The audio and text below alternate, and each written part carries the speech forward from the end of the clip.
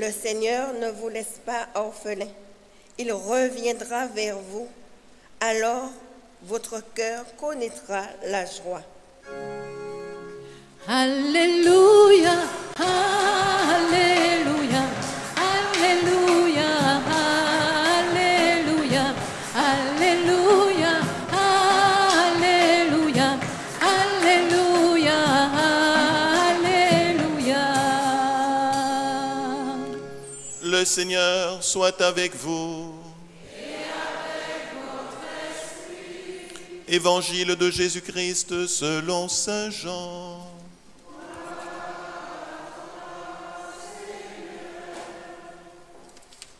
À l'heure où Jésus passait de ce monde à son Père, il leva les yeux au ciel et pria ainsi. Père, l'heure est venue. Glorifie ton Fils, afin que le Fils te glorifie. Ainsi, comme tu lui as donné autorité sur tout être vivant, il donnera la vie éternelle à tous ceux que tu lui as donnés. Or, la vie éternelle, c'est de te connaître, toi, le seul Dieu, le vrai Dieu, et de connaître celui que tu as envoyé, Jésus-Christ. Moi, j'ai glorifié ton nom. Moi, j'ai glorifié sur la terre, je t'ai glorifié sur la terre en accomplissant l'œuvre que tu m'avais confiée. Toi, Père, glorifie-moi maintenant auprès de toi. Donne-moi la gloire que j'avais auprès de toi avant le commencement du monde. J'ai fait connaître ton nom aux hommes que tu as pris dans le monde pour me les donner. Ils étaient à toi, tu me les as donnés et ils ont gardé fidèlement ta parole. Maintenant, ils ont reconnu que tout ce que tu m'as donné vient de toi, car je leur ai donné les paroles que tu m'avais données. Ils les ont reçues. Ils ont vraiment reconnu que je suis venu d'auprès de toi et ils ont cru que c'était toi qui m'avais envoyé. Je prie pour eux. Ce n'est pas pour le monde que je prie, mais pour ceux que tu m'as donnés. Ils sont à toi, et tout ce qui est à moi est à toi, comme tout ce qui est à toi est à moi. Et je trouve ma gloire en eux. Désormais, je ne suis plus dans le monde, eux, ils sont dans le monde, et moi, je viens vers toi. Acclamons la parole de Dieu.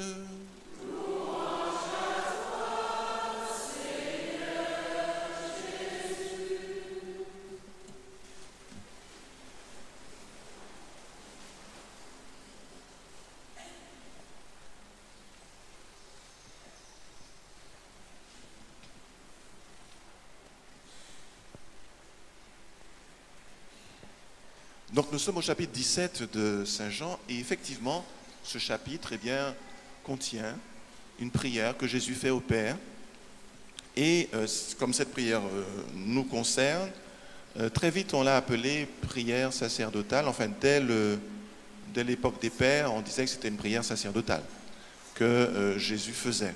Alors en fait il y a un savant, un exégète qui a donné la clé d'interprétation de ce texte, que d'ailleurs le pape Benoît XVI avait repris dans son livre « Jésus de Nazareth », le 2e volume. Et il disait en fait, si on veut comprendre Jean 17, donc cette prière de Jésus, cette prière dite sacerdotale, il faut se référer à la liturgie du Yom Kippour dans le judaïsme, c'est-à-dire la liturgie du grand pardon. Donc, qui était d'ailleurs le sommet de l'année liturgique juive. Pour nous, les chrétiens, c'est Pâques qui est le sommet de la liturgie. Et là, c'était cette journée du grand pardon. Parce que, au cours de cette journée du grand pardon, eh bien, qu'est-ce qu'on faisait? On renouvelait l'alliance entre Dieu et son peuple, alliance qui avait été mise à mal pendant l'année par le péché, puisque le peuple ne cesse de pécher devant la face du Seigneur, commettant, pour ainsi dire, pour parler comme les prophètes, de l'adultère spirituel, puisque Dieu étant l'époux, si je puis dire, puisqu'il a fait alliance avec son peuple, eh bien, quand le peuple va vers les idoles, que ce soit l'argent, le pouvoir, le plaisir, je ne sais pas moi, toutes les idoles de ce monde, eh bien, ce peuple commet l'adultère envers son Dieu. Donc, le jour du grand pardon, c'est le jour de la réconciliation, et c'est le jour où l'alliance redevient toute neuve, en quelque sorte. Et avec tout ce que le peuple attend de cette alliance, c'est-à-dire la bénédiction de Dieu qui se traduit par la délivrance de ses ennemis, par la possession tranquille de la terre d'Israël qui leur a été donnée, la terre promise, et puis aussi par la prospérité, donc que les pluies tombent au bon moment, voilà, que les récoltes soient abondantes, qu'il n'y ait pas de fléaux qui ravagent les récoltes, voilà. Donc la prospérité pour le peuple. Donc c'est ce qu'on attendait un petit peu de cette alliance avec Dieu. Et puis, donc voilà le Yom Kippour. Et donc, au cours de cette journée du Yom Kippour, il y avait bien sûr des sacrifices. Le grand prêtre commençait par faire des sacrifices pour ses propres péchés. Ensuite, donc, il faisait des sacrifices pour, donc, on tuait des animaux, des boucs, voilà, des taureaux, machin. Bon, je vous fais le détail, grâce du détail.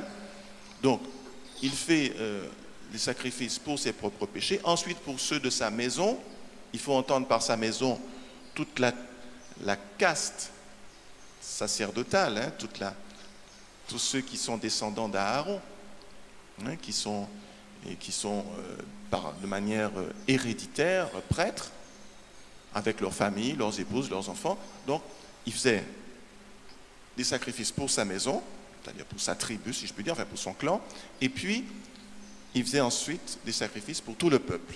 Donc il y avait un peu 3 temps dans cette prière de pardon, cette demande de pardon, dans ces sacrifices pour le pardon, cette liturgie du pardon, un temps pour le grand prêtre lui-même, un temps pour sa maisonnée, son clan si vous préférez, et un temps pour tout le peuple. Et quand on écoute cette prière sacerdotale de Jésus, on retrouve ces 3 temps. On voit que Jésus, il prie pour lui-même, il dit « Père, glorifie ton Fils, l'heure est venue, glorifie ton Fils. » Il dit « Donne-moi la gloire que j'avais auprès de toi avant la fondation du monde. » Et puis ensuite, on voit qu'il prie pour ses disciples. Il dit, voilà, et les disciples, c'est sa maisonnée. Ce sont tous ceux qui non pas parce qu'ils sont liés à lui de façon héréditaire, par le sang, mais par la foi, tous ceux qui ont cru en lui. D'ailleurs, quand on lit le texte, c'est très clair. Tous ceux qui ont cru, qui ont accueilli les paroles qu'il leur a données de la part du Père, qui ont cru en lui, eh bien, il prie pour eux. Je ne prie pas pour le monde, mais pour eux, pour ceux qui ont reçu cette parole, ta parole, qui l'ont accueillie. Donc, il prie pour ses disciples, deuxième temps. Et puis, si on continue un petit peu plus loin dans la prière sacerdotale, on n'a pas tout lu ce matin. Mais par exemple, au verset 20, on voit Jésus dit, je ne prie pas seulement pour eux, mais pour tous ceux qui croient et qui croiront à cause de la parole qu'ils vont transmettre, qu'ils vont prêcher. Donc, on voit le 3e temps également, prière pour le grand prêtre, prière pour sa maisonnée, prière pour tout le peuple. Et là, bien sûr, il s'agit vraiment de l'alliance que Jésus est venu renouveler dans son sang. Et parce qu'il n'offre plus, le grand prêtre là offrait des taureaux, des boucs, mais là Jésus s'offre lui-même. Il le dit, Père, l'heure est venue, et glorifie ton Fils, parce que là, j'ai mené à l'œuvre, à bonne fin, l'œuvre que tu m'as confiée. Donc il est sur le point de poser l'acte qui est sa passion, qui va être sa mort sur la croix, cet acte ou cette série d'actes qui vont, pour ainsi dire, qui sont le point d'aboutissement et le point d'incandescence de toute sa vie et de toute sa mission sur la terre. Donc il va tout donner sur la croix. Donc le grand prêtre, qui est Jésus, qui est vraiment grand prêtre, parce que le grand prêtre, c'est celui qui est intermédiaire entre Dieu et les hommes, qui offre Dieu aux hommes, qui donne Dieu aux hommes, qui donne les hommes à Dieu. Et Jésus est vraiment celui-là, puisqu'il est vraiment le grand prêtre par excellence, puisqu'il est homme et Dieu, dans sa nature même. Il est homme et Dieu. Donc celui qui fait le lien entre l'humanité et la divinité, il n'y a pas mieux que lui. Il est donc le grand prêtre. Le vrai. Tous les autres, ceux qui l'ont précédé dans le judaïsme, c'était pas une figure. C'était une figure c'était l'ombre des choses à venir, comme dira saint Paul. Mais le vrai grand prêtre, c'est Jésus. Donc effectivement, il va offrir un sacrifice, mais ce n'est plus des boucs, c'est plus des taureaux, et c'est lui-même. Donc il offre à Dieu un sacrifice, mais qu'est-ce qu'il offre? Il s'offre, en fait. Donc il est à la fois le prêtre et la victime. Il est le prêtre, puisqu'il offre le sacrifice, mais qui c'est qu'il offre? C'est lui-même. Il n'offre pas un taureau, il n'offre pas un mouton, ou bien une autre personne, comme le faisaient nos voisins d'Amérique centrale, Aztèques, machin, compagnie. Eux, ils offraient des milliers et des milliers de gens, mais c'était pas des gens qu'ils allaient récupérer dans les forêts, ils allaient les attraper, et puis ils les offraient en sacrifice à leur Dieu, ils arrachaient le cœur, et puis offraient le cœur à leur Dieu. Bon, ça, c'est plus facile à faire que de s'offrir soi-même. Donc Jésus, lui, il s'offre lui-même dans ce fameux sacrifice-là. Et qu'est-ce qu'on attend de cette alliance nouvelle? Est-ce qu'on attend la délivrance d'ennemis humains? Non, pas du tout. Je ne te demande pas de les enlever du monde, dit-il dans la prière sacerdotale un peu plus loin, mais de les garder du mauvais. Donc il demande la victoire sur l'ennemi par excellence avec un grand E, le mauvais, le mal, tout ce qui représente le mal. C'est ça, donc c'est de ça dont les disciples ont besoin d'être délivrés. Pas avant tout d'adversaires humains. Les adversaires humains, bon, c'est des épiphénomènes. La réalité, le véritable adversaire, il est là. C'est le mauvais. Donc je te demande de les garder du mauvais. Donc donner la victoire sur le mauvais. Voilà les ennemis. Ensuite, le peuple hébreu espérait la possession tranquille de sa terre et puis la bénédiction pour la prospérité. Eh bien là, Jésus, qu'est-ce qu'il demande pour ses disciples et puis pour ceux qui croiront grâce à la parole qu'ils vont proclamer? Eh bien, il demande rien de moins que la vie éternelle. Mais il faut bien entendre cette expression de vie éternelle.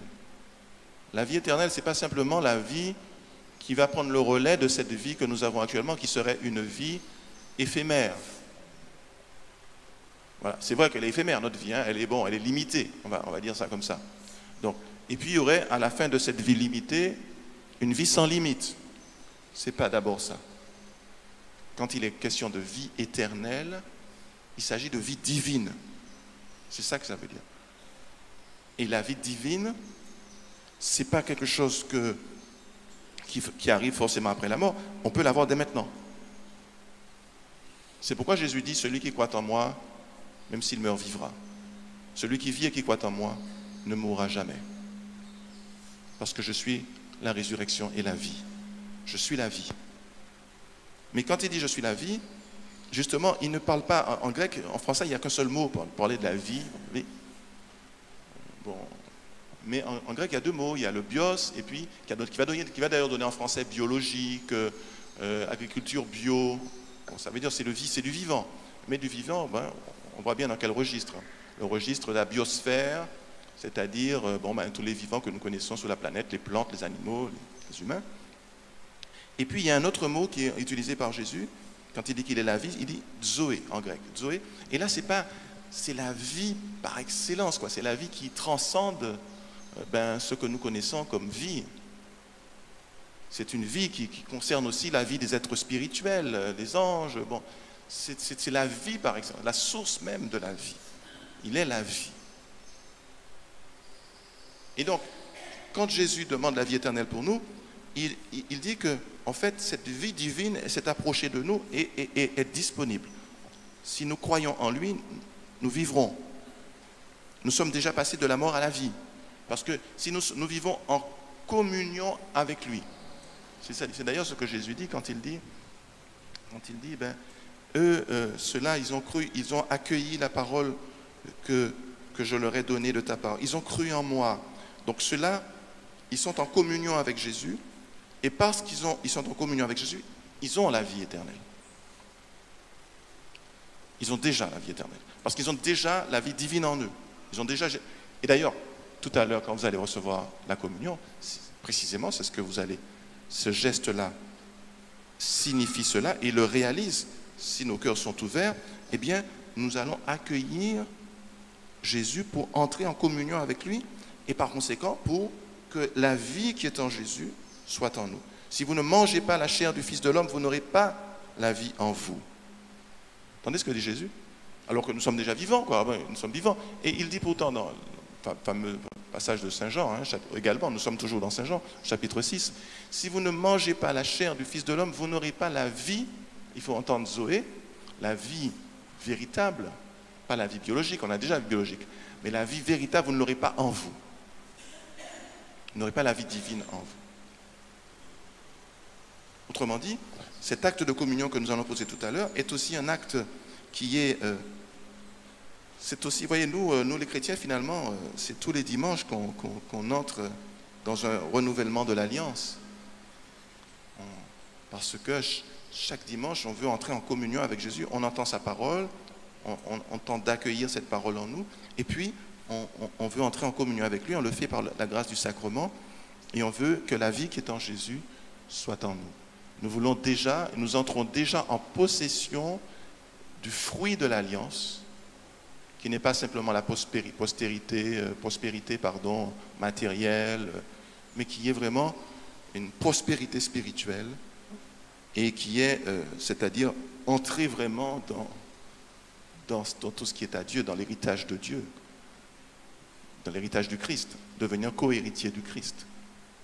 C'est rien moins que cela, l'alliance, le résultat de l'alliance nouvelle et éternelle que Jésus est venu sceller dans son sang.